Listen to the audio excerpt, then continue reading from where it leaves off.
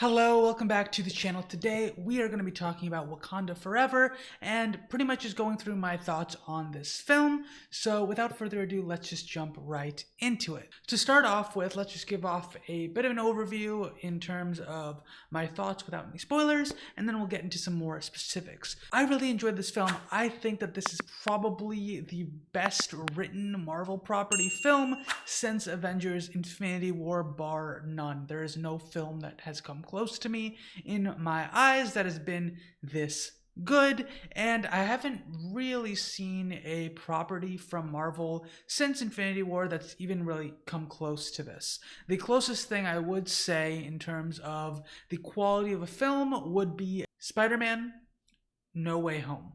The reason for that, though, is because of the fan service elements of that film. It does essentially what Endgame did right, but also to a higher elevation in terms of quality. And then for this film, I think it's all just the story. The story is so many leagues beyond anything else that we've seen since Infinity War, so I really got to give them kudos for this. I think this is probably a 9 in terms of the scale of 1 to 10, and the only other films that I would classify on that range would probably be something like Infinity War and Far From Home. There are very few films that come close or cut that far above the rest in terms of the rest of the Marvel movies that we've had so far. So I gotta say, if you are thinking or on the fence about watching this movie, I must say that this is a worthwhile endeavor. That being said, let's get into some more specifics. If you have not seen the film, please click off. There will be spoilers moving forward. Alright, so in regards to the Black Panther no longer being a part of this movie, specifically Chadwick Boseman after his tragic passing, I must say I think that they did a good job of respecting his legacy within this universe, within this world, while also still pushing forward for the future of this Wakandan sphere, right? So essentially what they did was they killed him off screen, and that's okay. I'm glad they did that as opposed to having it be some big scene with him like in his mask or something like that. It just would have felt weird if they had done anything else, and they decided to do something that's pretty in line with what he was facing in real life, right? They said that he hadn't told anyone that he was facing any health issues until it was like really the final stages of things. And then they also said that he was suffering in silence, and like all of that really matches up with what we heard initially about, well, what Chadwick had actually gone through. So I really appreciated that decision. They decided to do it as a unknown disease. It looks like it has potentially something to do with the lack of the heart-shaped herb still existing. So I'm not too sure exactly what the reasoning behind that is, but I think it works for this movie, and I think it is a great way to explain this while also being respectful to the actual actor. And also this does then lay the groundwork for a potential question mark of what needs to happen moving forward, whether or not the Black Panther mantle should be given to someone else. I mean, Shuri very clearly doesn't want this to happen. She states that there's no longer a reason to create the next heart-shaped herb synthetically because, well, the Black Panther is gone. And the people around her, the rest of the people of Wakanda, seem to disagree because they also understand that the Black Panther is a representation of Wakanda's strength. But Shuri is very much saying, look, this is the end. There's no one that can replace him. Of course, they do end up doing this by the end of the film, but it feels a lot more natural of a progression given the route that they chose to go with Shuri's character throughout the actual film. Alright, now let's discuss Namor's introduction. So we see, obviously, at the very start of the film, even before I think we talk about what happened to the Black Panther, to T'Challa, we see a bunch of people trying to mine for vibranium. Or actually, no, this might have been after. Yeah, it was after. Never mind. It was after the credits, definitely, because it took place a year later. My mistake.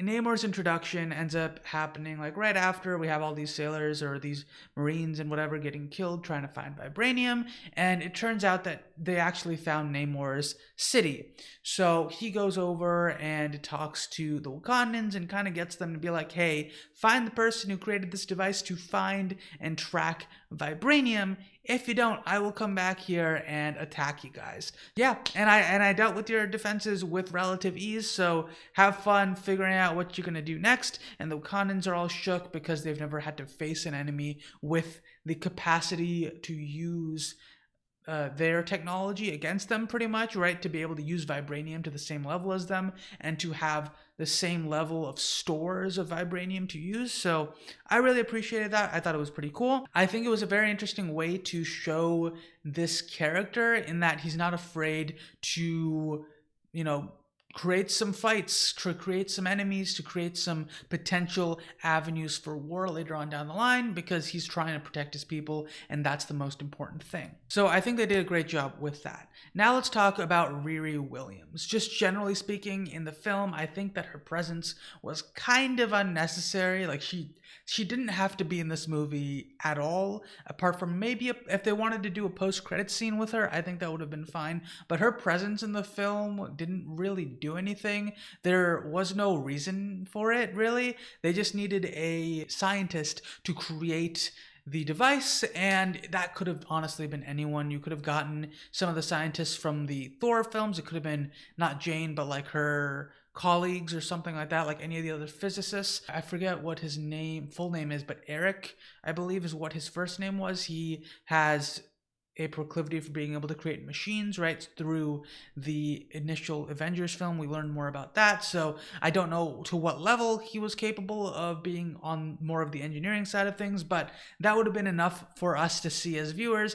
I don't really care either way in terms of, who developed the device, but I think that having someone that had already existed within the MCU would have been better, considering how little they actually focused on that character. And also, like, the suits don't look very good anyway. I gotta say, like, her final suit looks horrible, especially in comparison to the one that we saw. It looked like a manga or an anime adaptation. Like, in terms of how it looked, the suit didn't look like an Iron Man suit. It looked like a mech, and I just didn't really like that. Also, like, the lighting itself just looked weird. It looked really fake, and generally speaking, I don't really like how a lot of the Iron Man suits have looked. I think the only exception has been War Machine in the last couple of years, in the last couple of films, starting with Infinity War. Like, that's one of the big complaints that I do have with Infinity War is the CGI, especially when you're just floating heads, and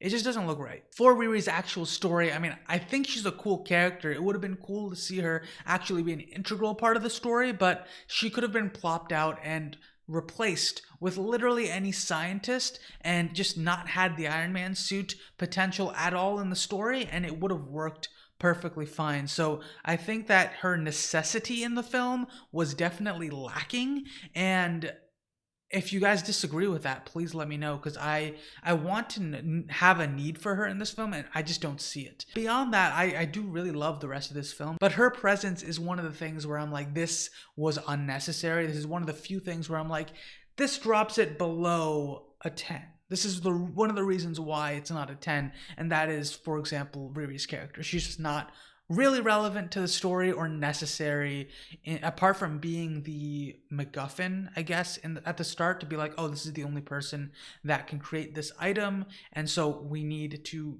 stop her or whatever. That's just my thoughts on her. If you guys disagree, please let me know, and give an explanation as to why she might be more relevant than I am seeing, because I mean, Shuri is already an extremely capable scientist and everything like that, so I didn't really see a need for another new scientist to be introduced here. And again, like, if we had seen another legacy character, like maybe even Darcy could have been brought back to some capacity to have had a hand in this device's building blocks, but I don't know. That's just my opinion there. I just don't see the reason for it. Let me know your thoughts. Next, let's talk about everything with Val, as well as her husband, who we remember from the last film as Everett. And these two characters are one of the other pieces where I'm like, they didn't do enough. They didn't do enough here, so they could have just cut it out. Like, they didn't really need these characters to be present here, apart from being like, oh, I remember them from the last film. They could have honestly put in Everett to any of the other properties and just been like, he is a agent, and have him have a bigger part in any other story. I don't think he was really necessary in this movie. I liked that we saw him again, but I don't know. I just don't really see the value, considering they were focusing on other things, right? The America plotline with them and RiRi and all of that was very, very minimal and very much in the periphery, which is understandable, right? We wanted to focus on things like the grief that T'Challa's loss has given to the Wakandan people, the potential weakness of Wakanda now as seen by other nations with all of these recent losses, the new emergence of Namor. All of these things are huge components of the story, and so having this plot line with all these American characters just doesn't feel necessary or useful in any real capacity. Again, I just think that it was there, and I thought it was interesting to get a bit more background about Val's relationship with Everett. I don't think we knew that previously. However, I don't think that we got enough for it to be worthwhile in that movie, and even then, like, we don't even get a final result on the US's stance towards Wakanda that Val was potentially threatening to be changing and to be more antagonistic. We don't really get any payoffs for that. I'm glad Everett doesn't end up in prison, that he gets saved and all of that, but their entire like mini arc, mini story thing it's maybe like 5 to 10 minutes maximum of this entire movie, and it's so minuscule that it could have been cut out. The next thing we're going to talk about is Namor's ideology in this movie. I really thought that this resonated with me as an audience member. I thought it made it be a clear jump from having a straw man type of villain who's just evil for the sake of being evil, and instead we got someone who is doing what they're doing not for malicious intent, but simply to protect their people based off of what they've seen from the rest of the world and how they've reacted to, say, Wakanda, and how they would potentially react to another vibranium superpower in the world. And so I really enjoyed this. I thought it was very, very well done. I think that the complexity of his character is ever present. You get to hear the backstory of his mother. You get to hear the backstory of their people. You get to see how this is a person who is a seasoned human being. He's several hundred years old. He's the first mutant. He has a cool design, a cool philosophy on the world, and it's very, very interesting to see him talk to Shuri, because honestly, he's trying to avoid the potential for war here at the start. And the potential is, look, this person is capable of creating this technology, and without them, there's going to be a longer delay there. We're not going to have to worry about this anymore, and please help me in this situation. And yet, the differences of philosophy here just don't mesh, right? They can't go together. But it's very clear that you can respect Namor's position, which I think is very important. That's how you get the best villains. That's how you get characters like Loki or Thanos that you actually understand and can be like, look, they're not doing the right thing, but there's a level of empathy there for what they've done, or like what's happened to them, or their reasoning as to why they are where they are and why they've chosen the path that they've chosen. It's just very clear that Namor is yet another villain that I think is going to be a long-standing character because of the complexity that they chose to put behind him. Now, the heart-shaped herb is another almost MacGuffin, but not really. It's almost on the periphery for most of the story, which I like. It's not all about the heart-shaped herb because of Shuri's rejection of the potential of creating a new one after T'Challa has died, right? So she chooses instead that there's no reason to continue down the path of trying to synthesize a new heart-shaped herb. Instead, we're just going to move to the future instead of looking towards tradition and the past. The ultimate shift here is with the presence of Namor and his people being superhuman, being enhanced, it becomes evident that the heart-shaped herb is going to be necessary in order to prevent further bloodshed and to be able to protect their people. And so the way in which everything comes about is very, very cool. I thought it was very, very good storytelling. And then you also get the reveal as to who she sees through the heart-shaped herb, and that being Killmonger. That threw me off. I mean, I was like, whoa, this is really cool. I mean, obviously they couldn't show T'Challa, but I thought it was very, very interesting, especially after the mom died right before this, that they still chose to go with Killmonger in this situation.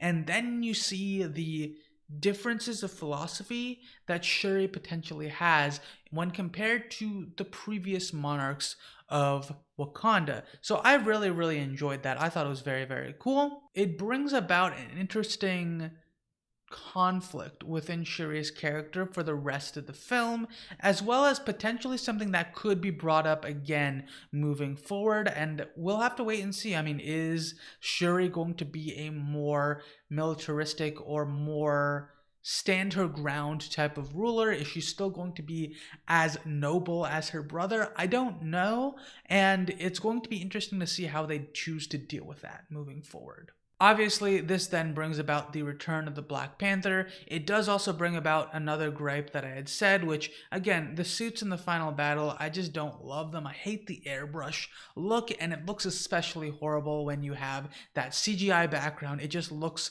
like a painting with a picture of a head on top of it, and it just looks weird. But the actual story plot, the actual elements of the true story here, I think are done fantastically. I think this is just a failure of Marvel's shift in terms of how they do CGI, in terms of the weird looking backgrounds in final fights, and the choice to have these these weird CGI suits that don't look practical in the slightest. I mean, going back to Iron Man 1, man, you can't compare the physicality of those suits when compared to what we see in the MCU right now. There are plenty of examples. I mean, I was talking about this the other day where you talk about the suit that Tobey Maguire has in the first Spider-Man movie that he's in, and how him fighting with the Green Goblin has so much weight behind it. I just think this is a larger failure of Marvel in recent years, where they're creating suits completely artificially that have no weight behind them. And I think this is just either laziness or a lack of priorities, or I don't know. I don't know what exactly it is, but that's what I believe. I mean, it seems like they're just being lazy here. Regardless, though, I do think that the return of the Black Panther character was important. I think I really do enjoy it. I love this for Shuri's arc, as well as the elements of grief that are woven into here in terms of how Shuri has to deal still with the loss of her brother. And the final fight, in terms of her fighting against Namor, it also highlighted not only her ability to fight, but also her knowledge, her intelligence. And that's very important, because I don't want Shuri to lose the fact that she's a scientist, and they've really played into that in this movie. So I really appreciate that as well. She should continue to be one of the smartest individuals within the sphere of this MCU universe. So I really appreciated that as well. The elements of trying to weaken Namor and then fighting him, and then the shift in her mind where she decides to ultimately spare him in order to create a potential peaceful future moving forward. I appreciated all of that. Now, finally, we are going to talk about the release of Shuri's grief at the end of this movie, where she burns the garments that she used during T'Challa's funeral. I really appreciated this. I think this was an important milestone in the story, where it shows that she is finally able to move forward while also potentially honoring her brother's legacy. I just think that it was a great send-off to Chadwick at the very end. I think this movie did a great job with having moments of actual pin drop silence, which I would never have expected, because it's very easy to feel uncomfortable with having those types of silences in movies. And I was so shocked that they chose to do that, because it was very brilliant, I think, from a storytelling perspective, to just let the moment sit and to be what it was. That being said, that is really all I have to say for this movie. I loved it. I think it was a fantastic film. There are obviously a few things that I mentioned here that I didn't absolutely enjoy and adore. I mean, the movie isn't perfect, but I think that this is honestly a better film than the initial Black Panther movie. I think it has done a justice to Chadwick's legacy. I think that it is very, very interesting, entertaining, and important, I feel like, and I'm glad I watched it opening weekend. So yeah, let me know your thoughts in the comments below. If you enjoyed the movie, if you agreed, disagreed, please let me know in the comments. Please like the video if you enjoyed what you saw here, and subscribe for more videos from me on this channel in the future. Thank you so much for watching, and I will see you next time. Bye.